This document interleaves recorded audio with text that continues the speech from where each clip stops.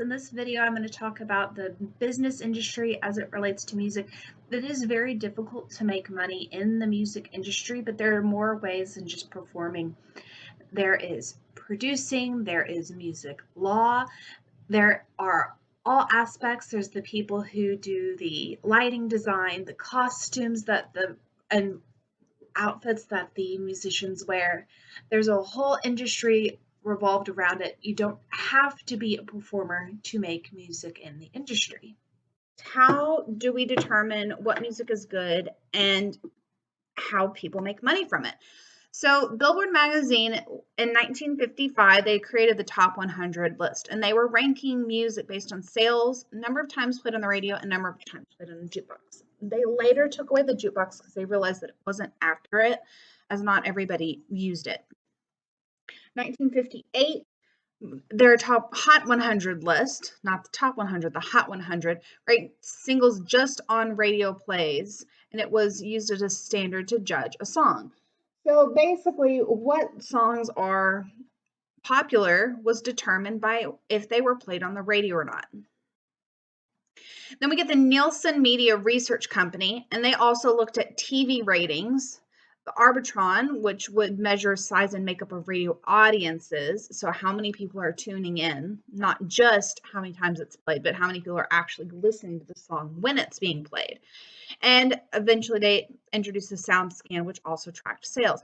So how we determine what is popular and what is the number one music is based on a combination of things: sales, times played, and number of people who are listening to it. So sales meaning number of people who bought rights to the song. So think old school, for y'all, iPods and MP3 players. People were buying music on iTunes. Some people still do to listen to it. So that would be the sales. So how do we award these achievements? We get the Grammy Awards, Academy Awards, the Billboard Music Awards, American Music Awards, and the Country Music Awards. And so each recognizes music a little differently and recognizes the evolution of recording and music. And they do take all these different things into account: sales, plays, audience size. So Grammy is excellence in recording. Academy has 3 is similar as well, but it's their peers are who are ranking them. Billboard, once again, that's the sales and plays. AMAs is for pop music, and the country is for country music, but you had to be a member of the association to vote for the winners. So not everybody gets to vote. Now we need to get a little deeper into the business of music. So this is a multi-billion-dollar industry, and it's more than just the musicians who are making money. There's a lot more to it than just that. So there are companies set up, and they have a system, much like Berry Gordy Jr. did when we're talking about Motown. We talked about how he had an assembly line method for creating music. He would find a certain type of musician, write a certain style of songs, gave his musicians a certain kind of look. So we still have similar systems in place today. So he would identify, artists are identified as having potential. How they decide who has potential is completely arbitrary and up to the person who's making these decisions. Then they find these individuals and they put them under contract. Songwriters, arrangers, producers, and engineers create a product, meaning there's a team of people writing their songs for them and arranging them and making this beautiful piece of music for them to perform. Producers, they're the ones making sure they look good. They're looking at their image, how they appear on social media. They also are the ones who are getting the word out to make sure that everybody knows about this new artist. And then we get engineers.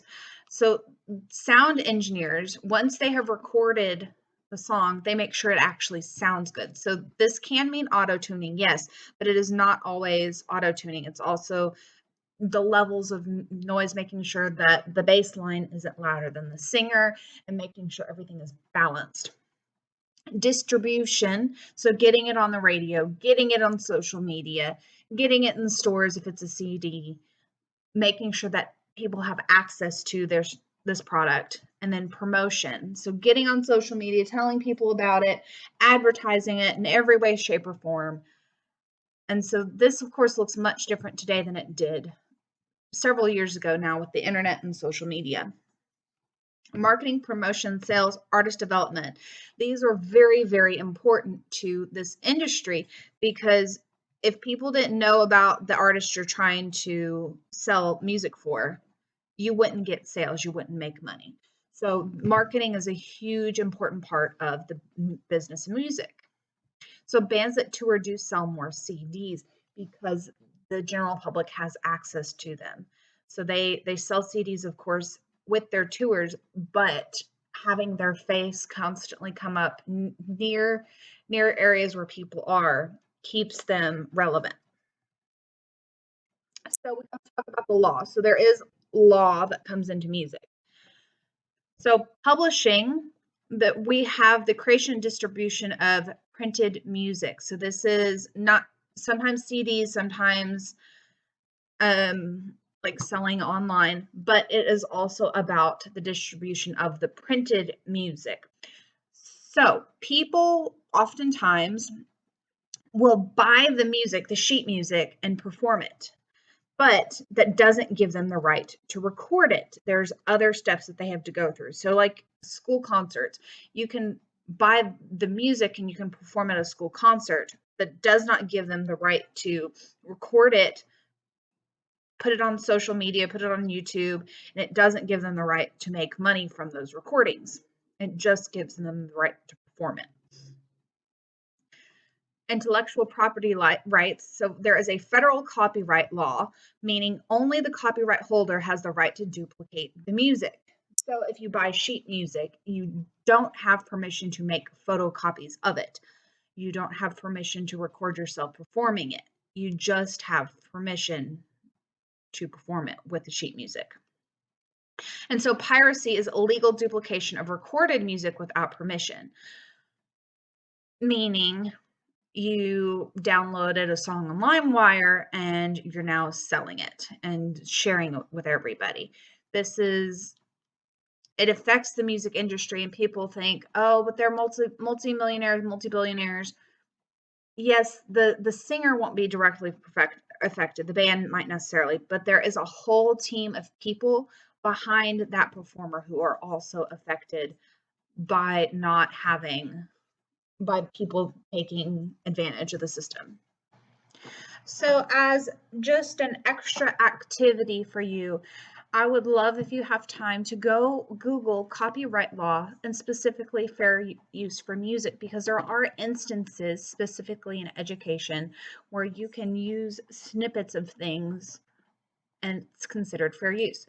So this is what pulls up when I Google copyright law, fair use music. So there's all kinds of different things. So make sure it's a reputable source. So like this one, copyright.gov means that this is a government website. So it's going to be accurate. There's all kinds of different items and things to look at. So edu, meaning this is an educational website. This is going to be an accurate, reputable source. All right, so here's some articles that I pulled up. This is Pro Audiophiles is the name of the website. So they deal purely with audio. So they're going to want to make sure that they have accurate information so that their users are being lawful.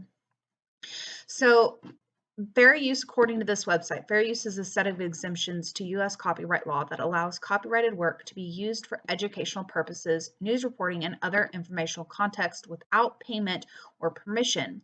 It also allows for commentary on a piece of work and an additional exception for non-commercial work.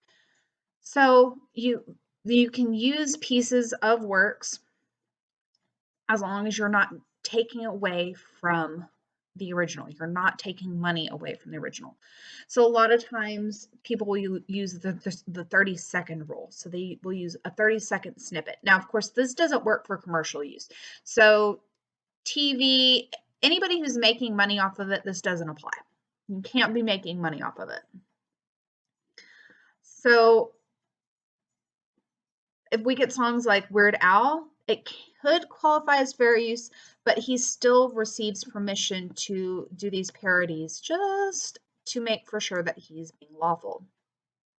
So this website has a lot of good information on sampling, where you take pieces from other pieces of music, and how to use copyrighted music legally. So here's another website. This is from Stanford University. It talks about fair use and transformative, meaning you're taking the original and you're editing it. You can do comedy and criticism. We're quoting a few lines in a review, summarizing. Parody, you're taking it and transforming it in some sort of way. So there's all kinds of ways to look at fair use. So just as an added activity in your own time, take a moment, just Google copyright law and fair use, specifically as it pertains to music and education. Just see what information you find.